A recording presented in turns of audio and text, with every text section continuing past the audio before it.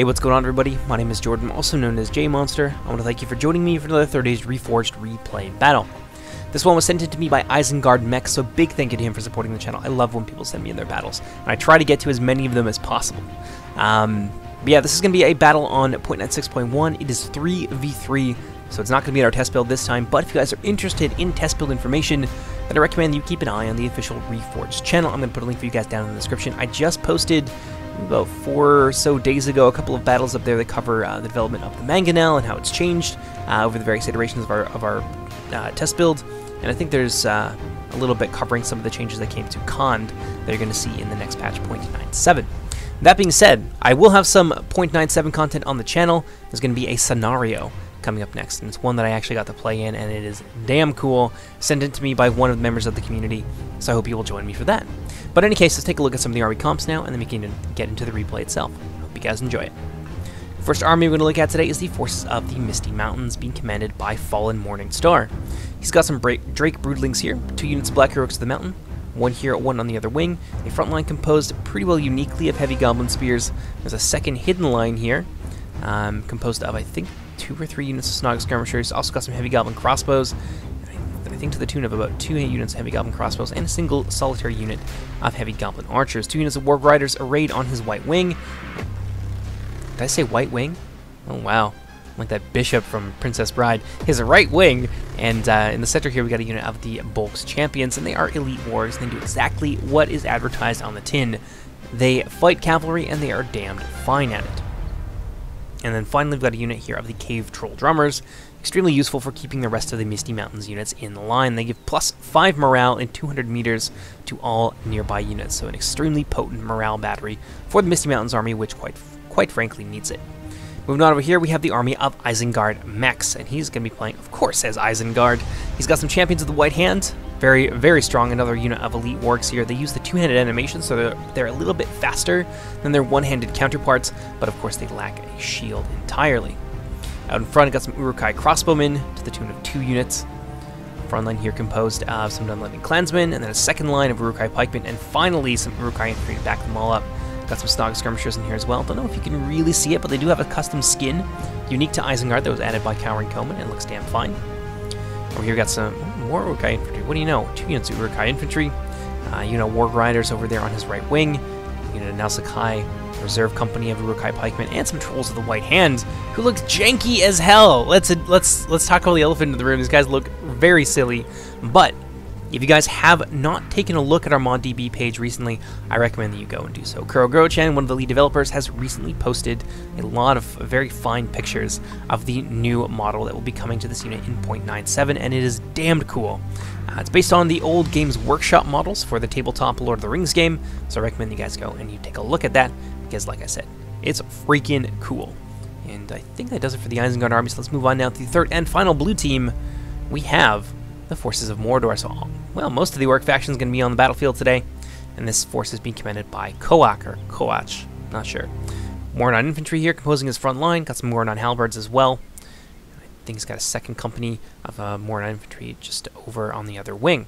Moradon archers here in the second line, got some maulers, some orc fodder, some orc archers, some more Moradon archers. Very missile heavy for a Mordor army, but I think people really do.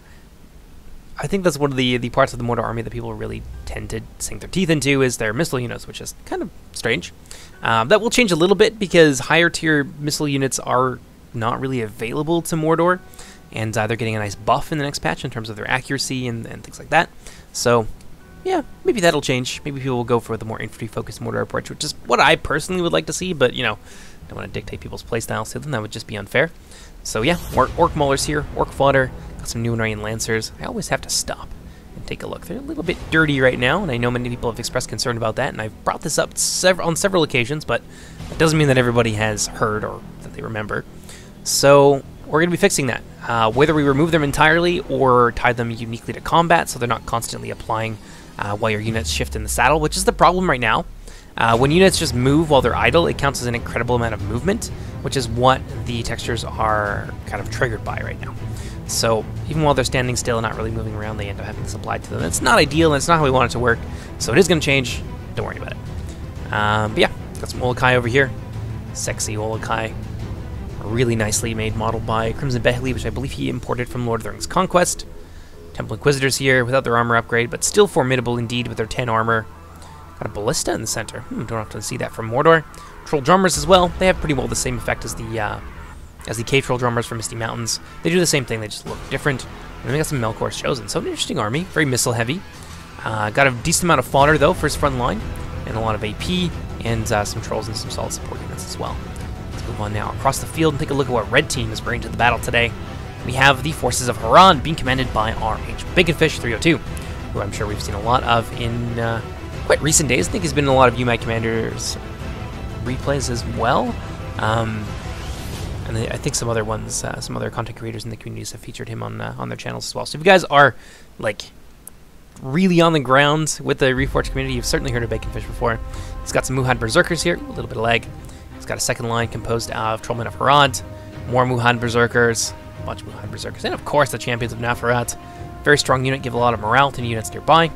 Southbound Warband with their AP, very strong pick indeed. A little bit less numerous than they used to be previously. I think they used to be like 256 in a unit. Now they're 123. I think this is on large settings though.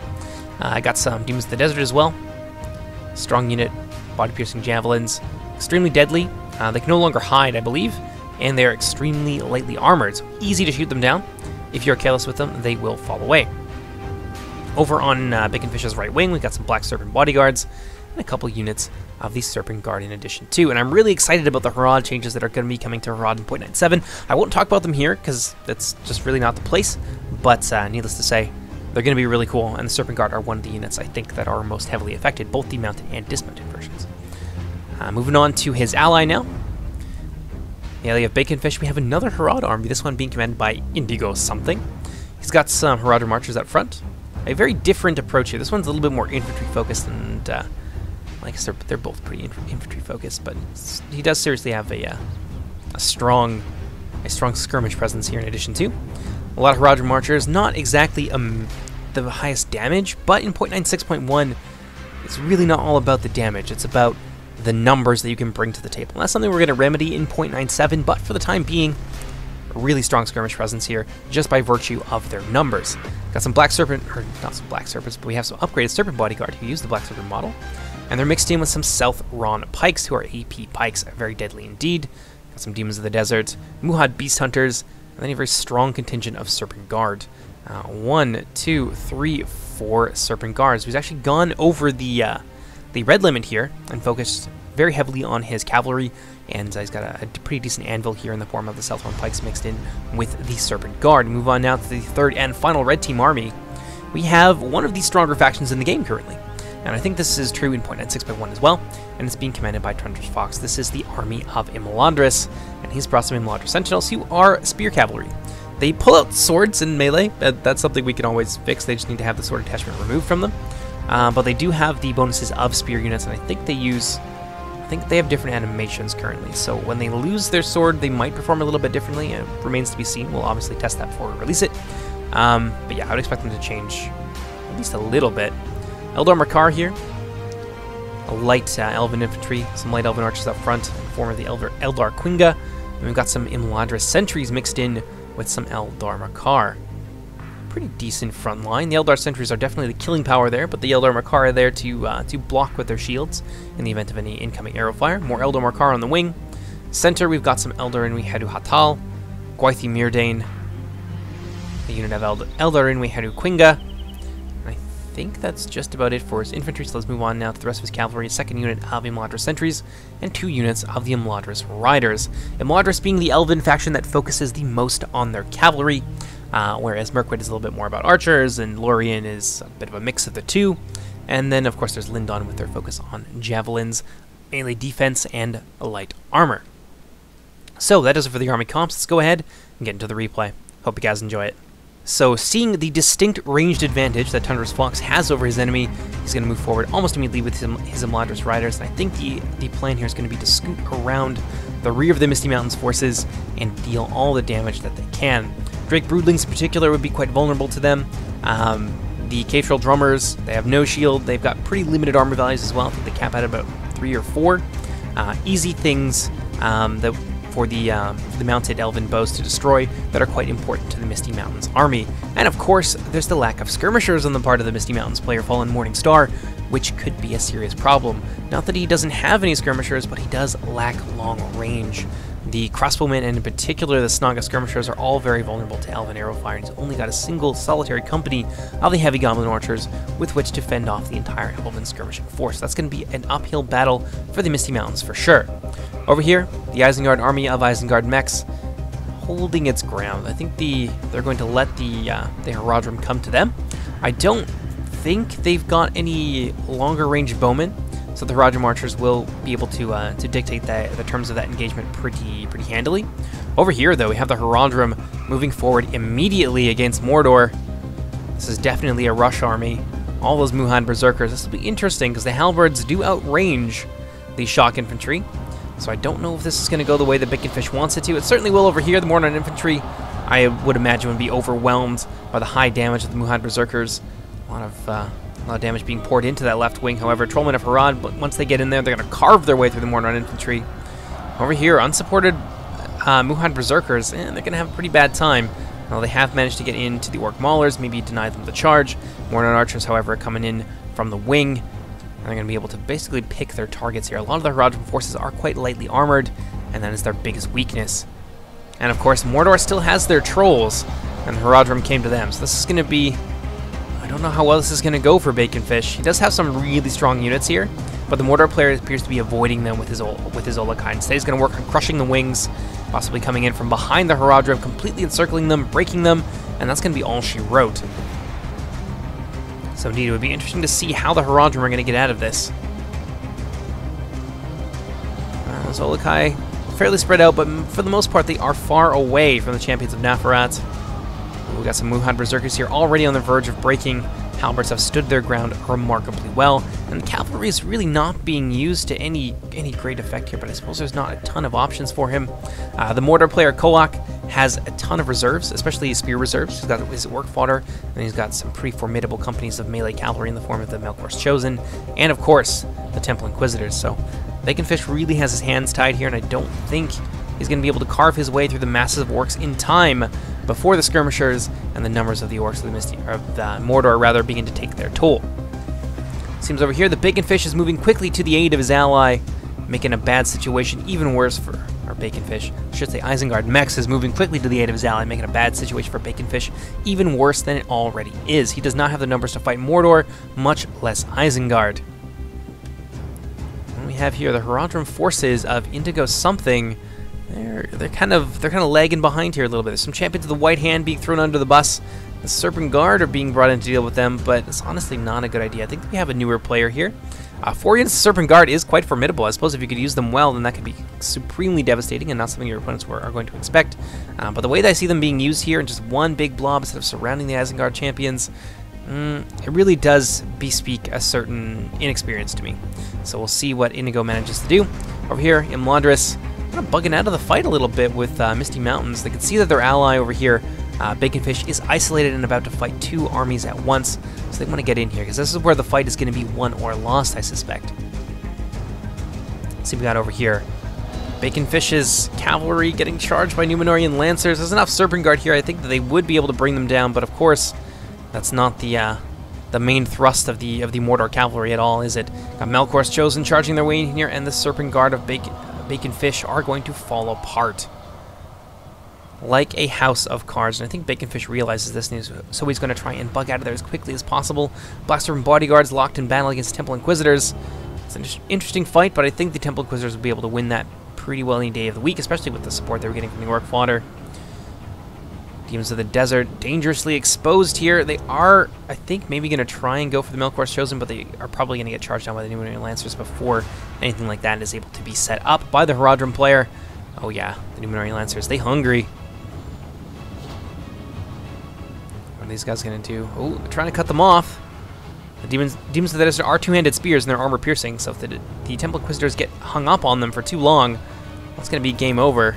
Númenórean Lancers now on the move. Let's see what they're going to go for. It looks like a hammer and anvil. Not that it's really necessary. The Southron Warband here are eventually going to be destroyed by the Mordor halberds simply because of their extra range. Trollmen of Harad dealing with the Troll Drummers. Oddly enough, it seems like some of the Haradrim deployments actually paid off for them. The Orc fodder here definitely been swept aside by the Uruk Berserkers, supported by the Trollmen. They've managed to get into the Mordor backline. Now they're starting to chew away at some of their support units, but I think it is too little, too late. Hammer and Anvil charge there into the back of the Southron warbands. It's taken its toll. What we got here? We had some Hashari Shadows. They're firing into the Numerian Lancers. Not going to do a ton to them, but certainly did a number on the Southron warband, who are now breaking and running. Still, against the Mordor Halberds, might be worth it to keep them there for a little while, but they are being focused down now by some of the remaining Mordor skirmish forces, and that's pretty well game over for Baconfish. Very, very quickly eliminated in this battle. The Unlending Clansmen here forming the vanguard of the Isengard army, which is just quickly trying to get itself into position as efficiently as they can to move in with their ally, but it doesn't seem like Mordor needs the help. Although, nonetheless, the Unlending Clansmen here threatening the Serpent Guard. There goes, I think, the Mordor general. Ooh, that's not great for Mordor. Olokai nearly spent at this point. But I don't think Harad is in a position to really get any mass routes to capitalize on the loss of the Mordor general. Yeah, this is gonna be game over eventually. And then of course there's the rest of the Isengard army, but of course I say this and they're being harassed mightily by Indigo something, who has come forward here, begin to pressure his enemy here, try and take some of the pressure off of his ally. Okay, pikemen would not do well against the Southron pikes at all. I think it would, because of the higher damage and the lower skill of the Southron pikes, I think both sides would probably wipe each other out, but the armor piercing of those Southron units combined with their high attack, that's going to be a problem for the Urukai pikemen as well. And now they are moving in on the Haradrim. We're going to see a fight here between these two enemies. Isengard tried quite hard to come to the aid of their ally, but honestly I think Mordor doesn't need it at this point, so Isengard is very much free to turn around and hold the second Haradrim army at bay. Pardon me, guys. Southron pikemen moving forward, getting themselves in position. It's going to be an ugly line battle. Ooh, and the javelins begin to fall in. And the Urukai of Isengard mechs. Oh, the demons of the desert. You can see them just scything through these Urukai. They haven't all died, but they do get knocked over. And it gives the Muhad Beast Hunters a little bit more time to wind up another volley. And now I think Isengard might be in trouble. Did I see some breaking? I thought I saw some breaking. Isengard infantry poised to outflank the much smaller Haradrim lineup. But from the front, Isengard, yeah, they are definitely losing this. Especially with that javelin support. Oh, a little bit of lag there. Sorry about that, guys. More Urukai pikemen getting in there. But I don't think it's going to matter. This one is going to go to Harad. So Team Red getting a little bit of a win here, which is definitely what they needed. Although for how long that's going to last remains to be seen. Demons of the Desert seem to be the only men, half-men, trollmen, left standing in Baconfish's Haradrim army. Whereas Mordor is not really looking all that worse for wear. Serpent Guard over here dealing with the Orc Archers. They'll have no problem with that fight, but yeah, Mordor is still pretty substantial. And of course they have their Ballista. I don't even think I've seen it go off once. A lot of the skirmishers as well. Let's see what we got here. Snaga skirmishers from Isengard mechs trying to even out the fight. They're going after the demons of the desert. Not a bad target at all. The Snaga skirmishers, because of the low armor of the demons of the desert, that is an extremely efficient trade for the Isengard player. Let's see what they're tossing at. Seems to be the Urukai infantry. A really nice counter move to the flanking movement from that full unit of Urukai infantry. You can see a lot of them dead on the ground there. Cavalry being overwhelmed. I think this is where the inexperience is going to come into play. Indigo seems to be expecting his Serpent Guard to be able to beat the War Riders, and they might, but the toll that they're going to pay is going to be ill worth it. So the Serpent Guard getting out of there right now, and it seems like he's using them just as one big wrecking ball rather than as individual units. And one of the things that the Serpent Guard have going for them is their speed. You can see them quite swiftly pulling out of that engagement, and the speed does have a lot to do with how much damage a unit can do off the charge. So 4 units of Serpent Guard charging into different points of an enemy army is far more devastating than 4 units charging in all together in one big blob. Uruk-hai infantry going to follow up that retreat with an advance towards the Haradrim archers. Serpent Guard going to see them off, however, with a devastating charge. These poor Uruk-hai infantry have really just taken it on the chin from the Haradrim. Second charge there is probably going to be enough to rout the Uruk-hai. Warg Riders kind of sitting there, a bit of a micro lapse on the part of Isengard mechs. This is a great opportunity for a flanking charge from those Warg Riders. It would do a lot of damage to the Serpent Guard. Uruk-hai still holding on there, a testament to their training and ferocity that they're able to stand up against these kinds of odds. There we have it. The Warg Riders coming in, flanking charge into the Serpent Guard. Serpent Guard aren't going to appreciate that. From the front, though, let's see how things are going. It seems like it's turned around. The Southron Pikemen getting to take a lot of damage, probably from the sustained fire of the Serpent Guard, and of course, Trolls of the White Hand being committed is never a fun thing for anybody.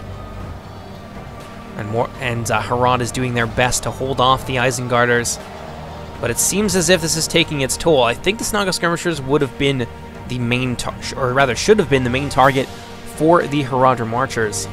It seems as though they are now, but they might be going after the Uruk-hai crossbows, overshooting a little bit.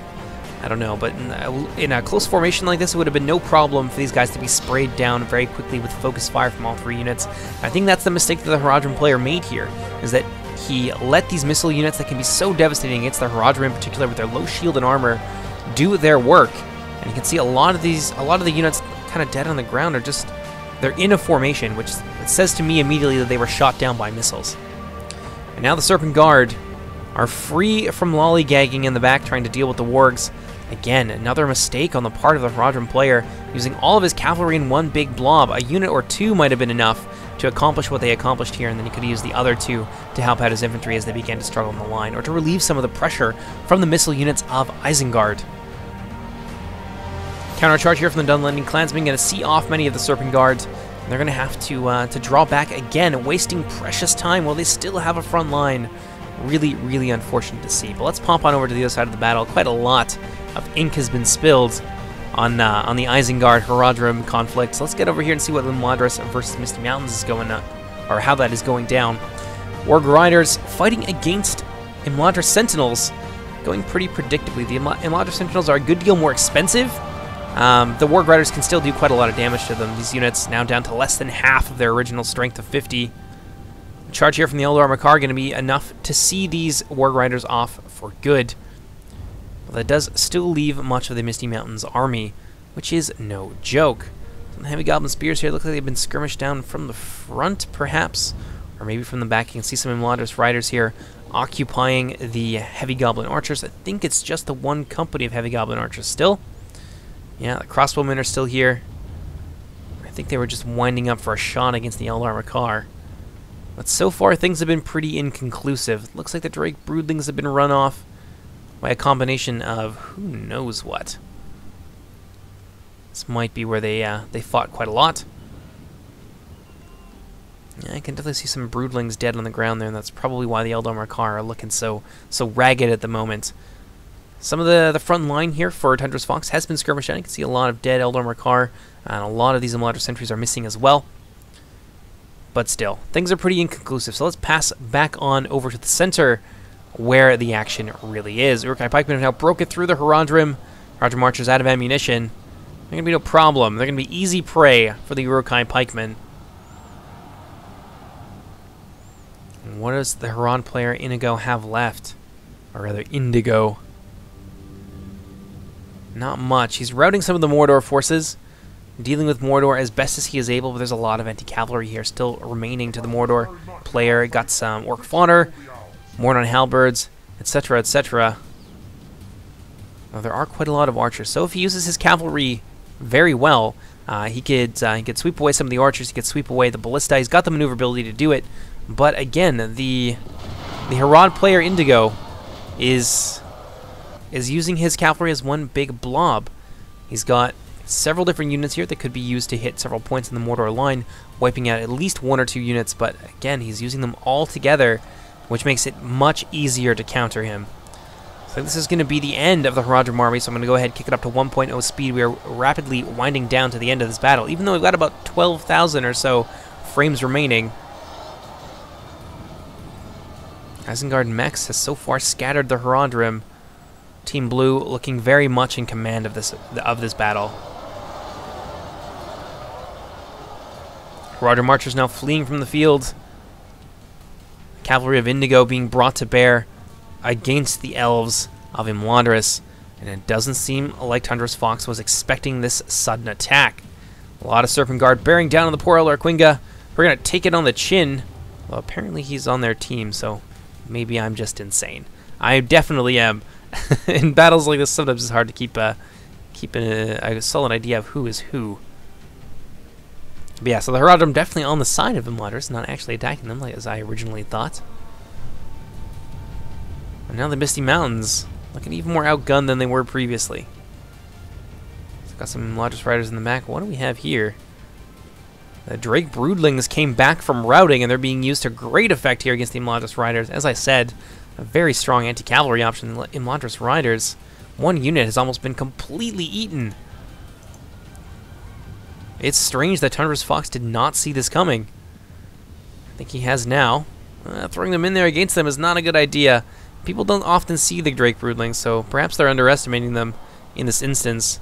Imladris Riders being absolutely destroyed. Warg Riders from the Misty Mountains coming in. It's going to be the end of the Imladris Riders, sweeping them away entirely.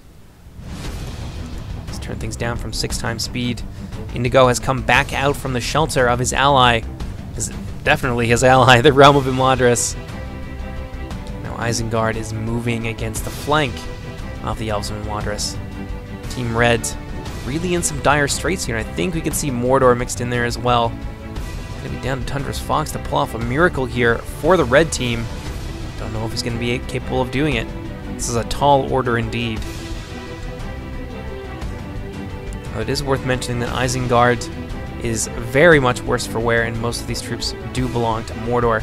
But Isengard has some pretty important units. They have a few trolls, they got their crossbows, a reasonable number of Nazakai still left. Indigo, I think, seeing the error of his ways, is going to back out of there. Looks like some dead Haradrim. Yeah, they got a bit too close, perhaps, to the Uruk-hai crossbows, or some murderous piece of war machinery possessed by either Isengard or Mordor, and that's a big clump of dead Serpent Guard.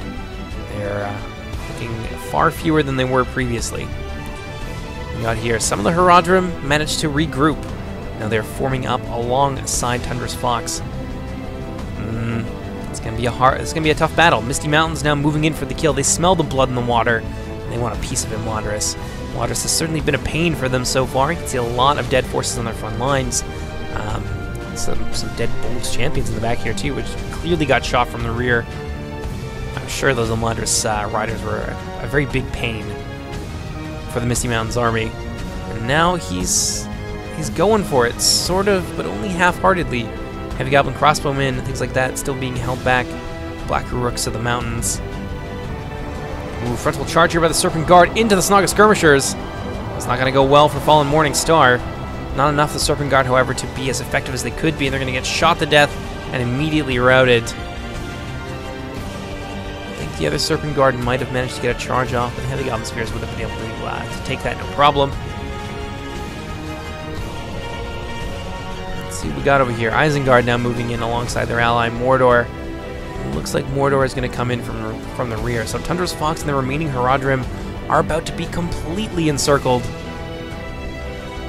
It is worth noting, however, that none of the Orcish players seem to have any trolls worth a damn still remaining to them. The Olokai were certainly defeated by Bacon Fish's Haradrim army, so at least that came out of the clash. A very brief clash between Team Red and Team Blue. Hopefully that works out. Got some hidden units here.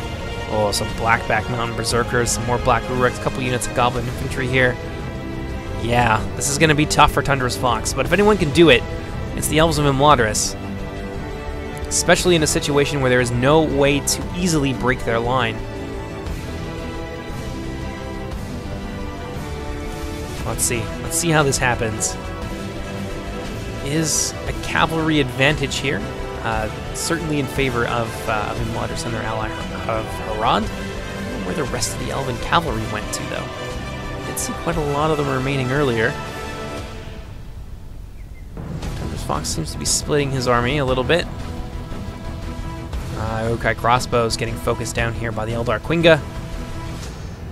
Not a ton of them left over, about 90 in total, over 2 units.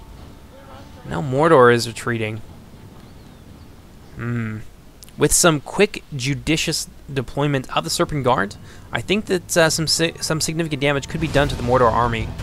At the very least, they could take out the ballista. Here's the Elven Cavalry. Picking a fight with the remaining champions of the White Hand, of which there are very few. Mordor Sentinels here. They're going to go for the Urukai crossbows. Isengard Mech sees it. Is he going to get out of there in time? Yeah, the Trolls of the White Hand are going to get in there, and they're going to be able to support. Oh, no, and there's pikes in as well. Mordor Sentinels are going to be almost immediately routed. Yeah, those Trolls are fear-causing, and they're anti-cavalry, at least for the time being. They are not on .97 any longer, but damn. What could have been a very sneaky charge turned into a bit of a massacre. That was not worth committing the Mordor Sentinels to. There's way too much stuff there that could deal with that cavalry. It was just simply not worth it. Should have bided his time, I think, and waited for the crossbows to retreat and then circle back for another opportunity. And now their ability to harass Mordor is severely hampered. There's a fair amount of sentinels left there, like 15 or 16. It could be a really big problem for the Mordor army, and a great help to the 2 remaining red team players. Seems like Imladris can get out of there as quickly as possible. What do we have over here? Bulk's champions charging down some Eldar Makar. Getting shot in turn by some Elven archers. Not a ton of the Bulk's champions left, but every dead elf is a loss sorely felt by the severely outnumbered members of the red team. Eldar Makar just going for it. This is probably the best target I think that the Imladris player could have picked. Misty Mountains is going to take quite a long time, and they're not all together in one unified force, whereas the elves are able to quickly move in and possibly devour some of their smaller and less deadly teammates. What we got here? Haradrim Hatal coming up against the Lindon clansmen. That's no problem. Backed up with some Imladris sentry pikes. Gwythi Myrdain moving in there as well. A great counter to the severely weakened Trolls of the White Hand. Imladris sentries. Just a few Eldar Makar are needed to scatter the orcs of Mordor. Nice rear charge there until those Mordor halberds turn things down to 1.0 speed. A few Numenorian Lancers charging into the Eldar Makar, but that's no problem for them. These Numenorian, or the Mordor halberds rather, being overwhelmed swiftly, and the elves pretty well have this fight in the bag. Most of the Mordor skirmishing forces now on the run. There's a small unit of Eldar Makar here that should be able to catch them quite easily. Many of these troops are exhausted. If they all stop and start firing, then they'll do a lot better. But there's some reinforcements as well coming in the form of a second company of Eldar Makar, I believe. Yes, indeed. So over here, nice rear charge. Some revenge for the Haradrim player, Indigo something.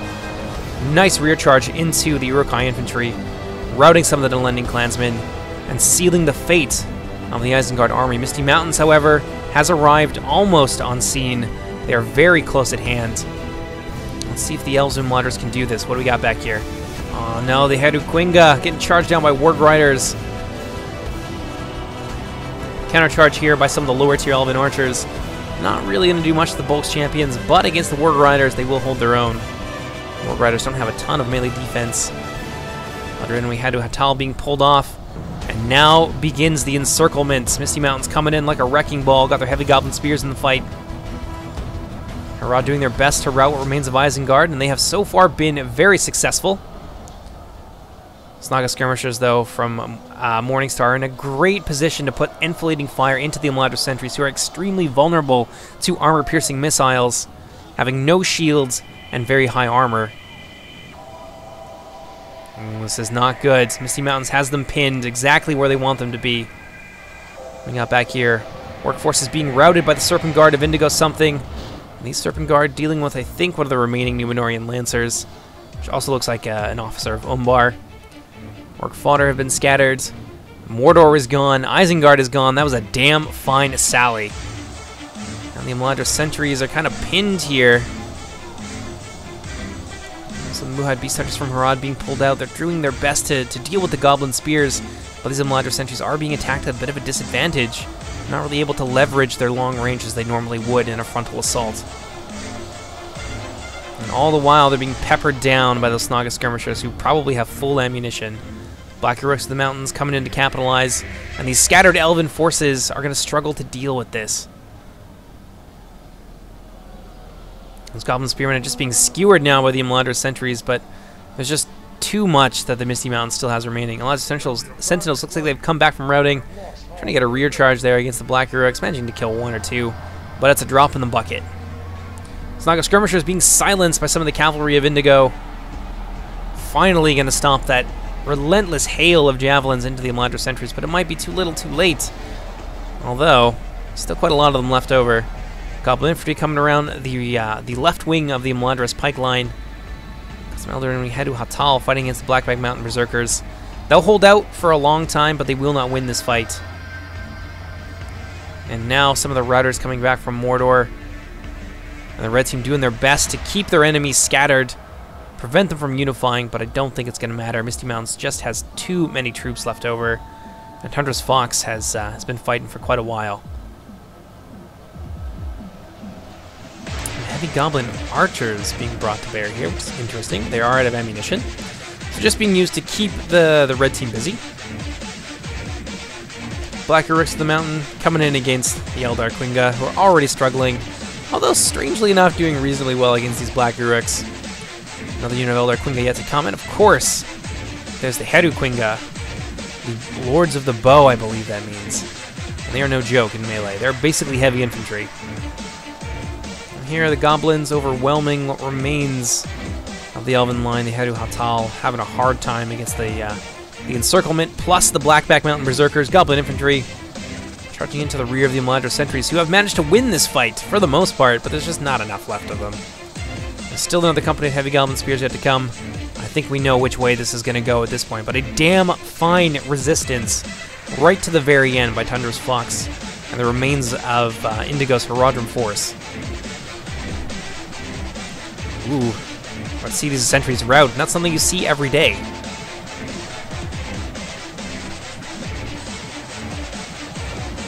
It's going to be game over for them. These spears bypassing the other unit of pikes entirely, opting instead to surround the second company of Imladra sentries, who are being pinned in place and attacked from the rear by the Black Heroics of the Mountain. This is game over. Yeah. Not the closest game, but Misty Mountains was pretty well unengaged for most of that fight. And the fact that Tundra's Fox and his ally just sallied forward and destroyed two armies in quick succession was just such a... It was so cool and unique, and a really good strategy. The best thing I think he could have done in that situation that, honestly, this battle is worth showing anyway. Heru Quinga fighting against the Mordor archers. That is just not even fair for those poor archers. Look at them die. Those Heru Quinga are going to tear these guys asunder. But it's not going to matter. Big blob here coming in from the rear, and the Heru Quinga are going to find themselves sorely outmatched.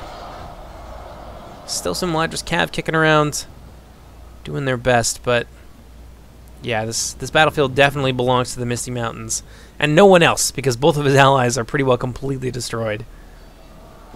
So for a few units here and there from Mordor, I don't think Isengard has anything left. I'd be curious to know what happened to the Gwythi Myrdain, however. They must have died somewhere over here. Yeah, I can see their bodies on the ground. Heavy Goblin crossbows. Not really a whole lot for them to shoot at. Most of Imladris is dead at this point. Still a few Serpent Guard left from Indigo. He's not giving up. But I don't think it's going to amount to too much. Maybe a handful of extra kills. Oh, the poor Heru Quinga. Now they're fighting Blackbacks. In addition to all of this is just a total mess for these elite warriors. They're not going to give up. Look at this. Completely surrounded on all sides, and they're still fighting. Now they're a little bit shaken. Now that their entire army has disappeared around them. And they're surrounded and the last men standing. Very impressive. Worthy of the Noldor. I think. Another dead orc to add to the pile. And there's another. Oh, a block there from that orc archer. Certainly more skilled than your average footman of Sauron. Oh, look at that. Oh, he's getting double teamed now. Come on, hit him back. Do it.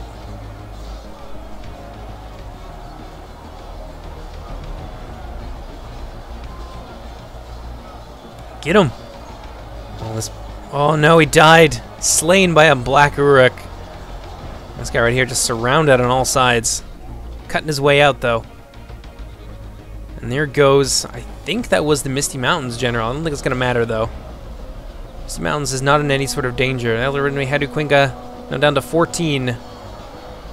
The last men, elves, I should say, standing. And there they go. Now they're fleeing. There goes the Haradrim general, slain by the Black Uruks. Well, it's going to be game over. Unless they've got some hidden units somewhere. Mounted Rangers, perhaps. Probably not, though. I think we saw them die earlier. Very, very good game. Baconfish did not have the army comp to really do what he needed to do against Mordor. So I think that charge against halberds, when you don't have anything with range to try and even that fight out, was very ill-advised. Maybe shifting his army away from Mordor and doing exactly what Isengard Mex was trying to do to his army, focusing on the center, trying to break them as quickly as possible, and then dealing with Mordor would have been the better option, or finding some option of making Mordor come to them, because their army was not up to the task of charging into a halberd wall. They could have skirted around. They didn't necessarily have to charge into the front, but I think that was the biggest thing that really put the red team on the back foot for pretty well the entire game. Although I have to say, it was really cool to watch Tundra's Fox bring it back in the end there, wipe out most of Mordor, certainly scattered much of their army, and completely annihilate Isengard. So a really cool battle. Hope you guys enjoyed it, and I'll see you next time.